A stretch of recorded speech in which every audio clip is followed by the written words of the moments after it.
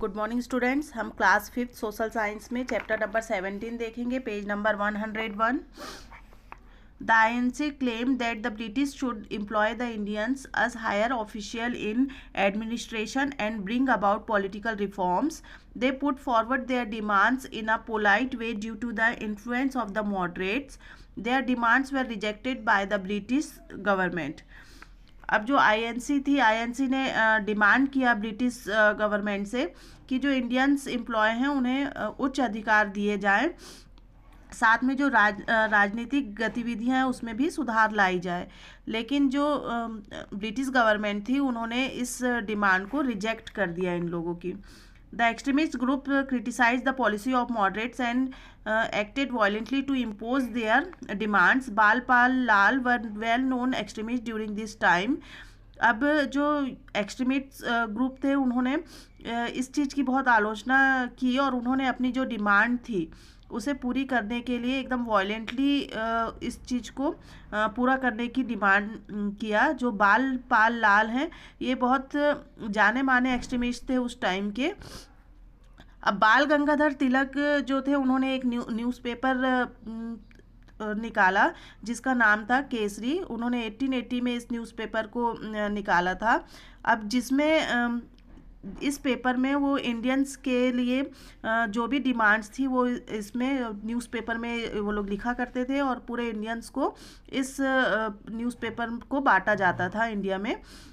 और जो ये बाल गंगाधर तिलक जो थे इन्होंने ये फर्स्ट इंडियन थे जिन्होंने डिमांड की थी स्वराज की। उन्होंने एक स्लोगन निकाला था कि Swaraj is my birth right and I shall have it.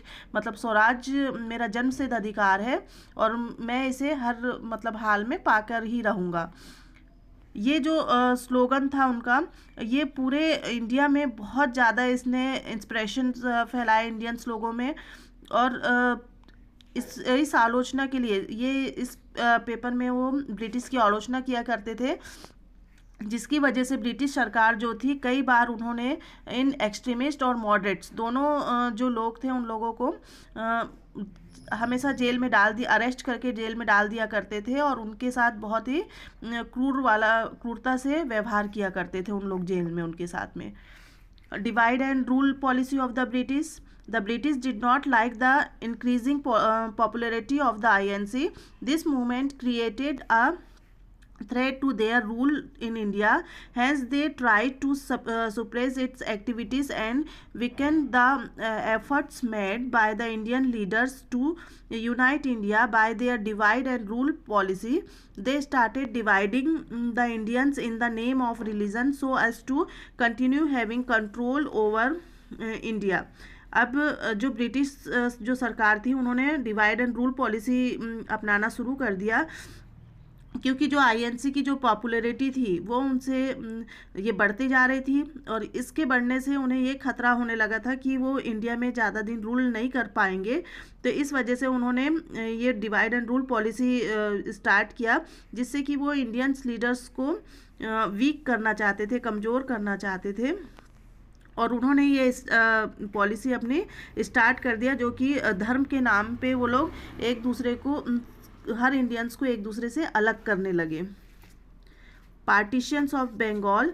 The viceroy of India Lord Curzon in 1905 divided Bengal into two parts, east and west. The reason for this partition was to establish improved administration, but the real reason was a divide the Indians in Bengal on the basis of religion. West Bengal was for Hindus and East Bengal was for Muslims. This partitions was strongly opposed by the INC. The whole country was against this decision and anti-British movement was stimulated. The Swadeshi movement and the boycott movement all over the country took place. अब जो voice राय थे उस time पे Lord Curzon, उन्होंने 1905 में बंगाल को 2 parts में divide किया, ईस्ट और वेस्ट में। उन्होंने इसे धर्म के नाम पे डिवाइड कर दिया। जो हिंदू और मुस्लिम को अलग अलग कर दिया गया इस टाइम पे। वेस्ट बंगाल जो था वो वेस्ट वाला जो पार्ट था बंगाल का वो हिंदू को दिया गया और ईस्ट बंगाल जो था वो मुस्लिम्स के लिए किया। लेकिन इसका जो ये विभाजन किया गया उस टाइम पे, उसका आईएनसी ने बहुत ज़्यादा विरोध किया उसका, और पूरी कंट्री जो थी, पूरा इंडिया के जो लोग थे, सारे लोगों ने इस विभाजन का विरोध किया और उसमें उन्होंने स्वदेशी मूवमेंट स्टार्ट कर दिया था। द स्वदेशी and the boycott movement. In protest, the Swadeshi movement was started by the Indians. This anti-British movement, launched in 1905, helped in preventing the partition of Bengal. People were asked to boycott all British goods and use only Indian or Swadeshi goods.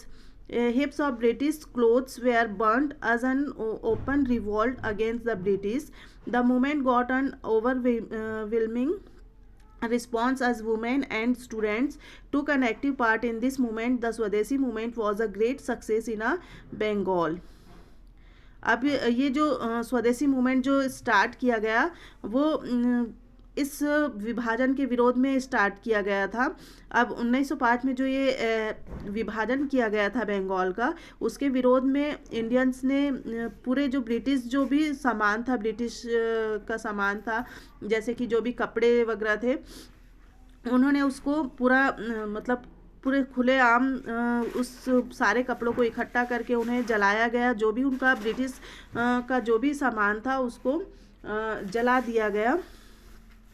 तो ये था मतलब, और उन्होंने मतलब उस time पे ये स्टार्ट किया कि अब हम सिर्फ अपने देश के चीज़ों का इस्तेमाल करेंगे और विदेशी जो भी चीज़ है उसे जलाना स्टार्ट कर दिया उन लोगों ने।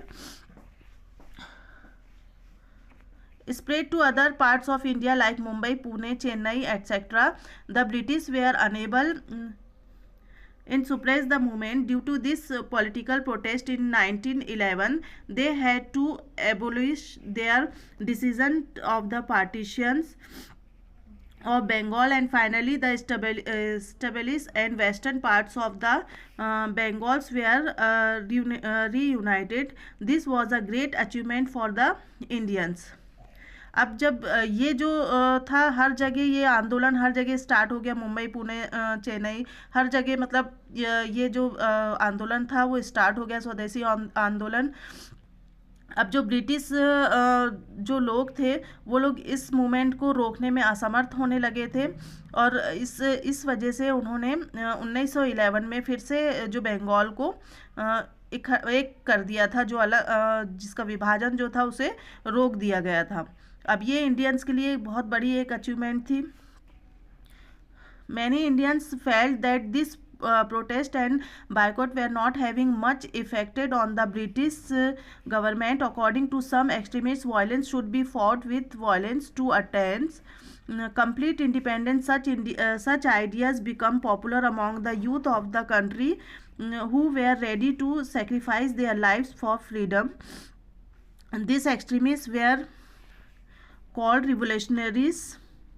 अब ये जो मूवमेंट था, अब लोग इसी में ये जो बायकॉट किया था उन्होंने, उसमें अब इंडियंस को अब शांति नहीं थी। अब वो चाहते थे कि हमें पूरे तरीके से अब हमारे देश को आज़ादी चाहिए, और इसके लिए बहुत से एक्सट्रीमिस्ट जो थे एकदम वायलेंटली मतलब वो लोग अपनी जान की कोई चिंता ना करते हुए वो लोग अब करो या मरो वाली पोजीशन में आ गए थे कि अब हमें हर हाल में आज़ादी चाहिए। इसके लिए बहुत से जो यंग जो लोग थे वो लोग भी इसके लिए तैयार हो गए थे, और वो लोग अपनी जान को आज़ादी के लिए वो लोग अपनी जान निछावर करने के लिए बिल्कुल तैयार हो गए थे। और ऐसे एक्सट्रीमिस्ट को रिवोल्यूशनरी भी कहा जाता है, जैसे मतलब क्रांतिकारी कहा जाता है।